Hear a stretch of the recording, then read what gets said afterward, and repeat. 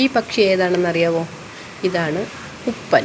ഉപ്പൻ എന്ന് പറയും, ചില നാട്ടിൽ ചെമ്പോത്തെന്ന് പറയും, ചുവലക്കണ്ണൻ എന്ന് പറയും. പല പേരുകളിലും ഈ പക്ഷിയെ അറിയപ്പെടുന്നുണ്ട്.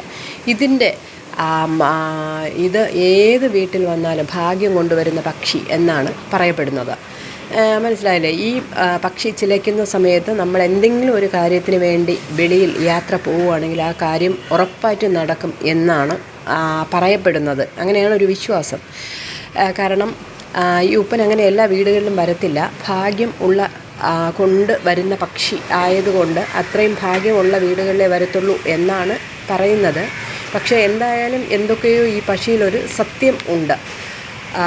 കാരണം നമുക്കും ചെറിയ അനുഭവങ്ങൾ വന്നിട്ടുണ്ട്. ഈ പക്ഷി വന്നിരിക്കുന്ന സമയത്ത് നമ്മൾ എന്തെങ്കിലും മനസ്സിൽ വിചാരിക്കുകയോ അല്ലെങ്കിൽ ഒരു മനസ്സിൽ വിചാരിച്ചുകൊണ്ട് യാത്ര പോവുകയോ ചെയ്താൽ ആ കാര്യം നടക്കും എന്നുള്ളതിന് ഒരു